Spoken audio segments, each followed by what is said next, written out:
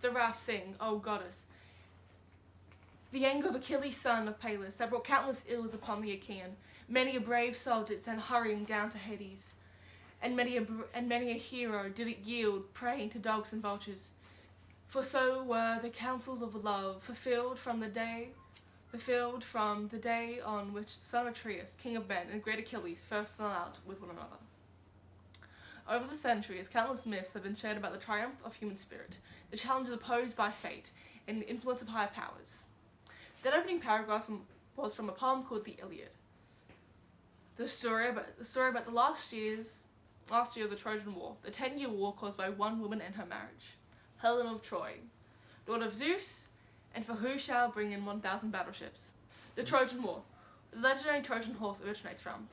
Starts off with the jealousy of Eris, the goddess of discord, not being invited to a god's wedding, and wishing to seek revenge. By the way, this kind of plaything I'm doing will be modernized the conversation, as in no one like 1000 BCE would ever speak like this. Heads up. How can I get revenge? Well, I know. Yo, Aphrodite, Athena, and Hera. This is a golden apple I made. The person who shall claim this apple is, I don't know, the prettiest. Oh my God, yes! Yes. What? Who's the prettiest? Nope. Little bro down there. Up to you. You talking to me? Yes. What?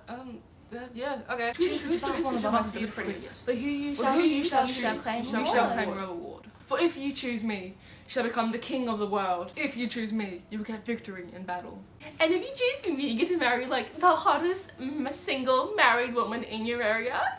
Helen, queen of Sparta. Aphrodite. Speed round. Helen is the most beautiful woman in the world. In what you have divine lineage from Zeus. She had numerous suitors vying for her hand in marriage. Helen's father proposed that she would be allowed to choose her own husband to avoid conflict. The suitors agreed on one condition, that they would protect Helen's marriage. The arrangement listed the potential for catastrophic consequences if anyone interfered with Helen's marriage with King Menelaus, which is like a king's place, we don't care about it. So the gods interfere with Helen's marriage. Until 10-year war breaks out. Even if it's 10 years, something really happens in the first 9 years that, that's not really noticeable. Yeah, a lot of people die. A lot more people die.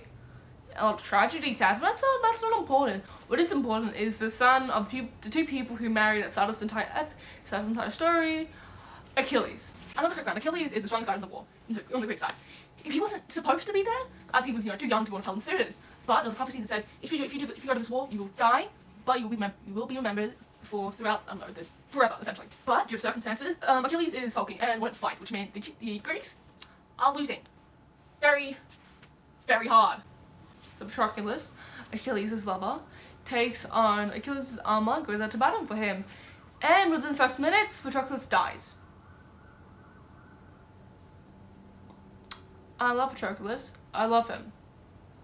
So Achilles starts slaughtering everyone, and the Greeks start winning.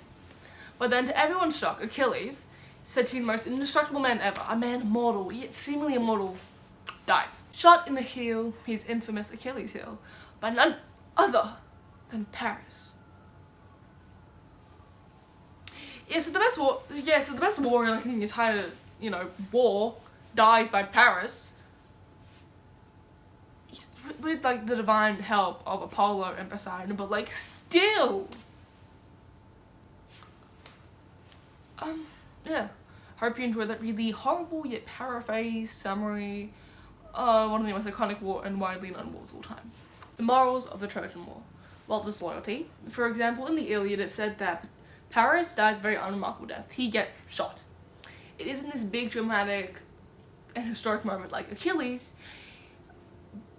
like the Achilles heel, but it is a moment of showing why you should stay loyal. For Paris had a wife before the whole Helen thing. He was married. He was a married man, and she was a nymph, this long-lived species in Greek mythology, connected to nature and all that jazz.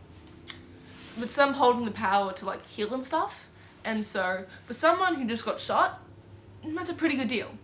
So Paris goes up to his wife and goes, "Yo, wifey, please save me." Absolutely not, you cheating buffoon. And leaves him to die. I mean, would you want to save your husband if he started a flippin' war? Just so he could marry this other woman?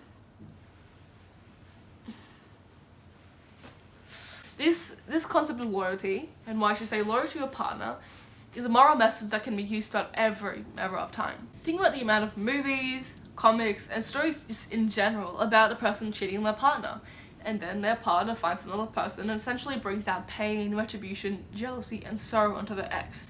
Think about all the "am I the bad guy" Reddit stories about people getting revenge on their cheating partner. And because this loyalty is a huge epidemic in our day and age, it has made a lot of people in relationships scared and worried that the partner isn't faithful. Which, yep. Yeah. The Trojan War as a whole, is known as one of the most remembered wars in all of history, with it being adapted into literally every type of media ever. From movies, TV shows, animated stuff, to games. Shout out to Hades. A war brought on by a single woman. The woman to lead 1,000 battleships. A woman who might have existed, maybe. But probably not. A story brought on by a stupid bet from the gods. An epic. A movie, a play, a game, a TV show, and a poem. The war that shall be remembered just like Achilles, to the end of life.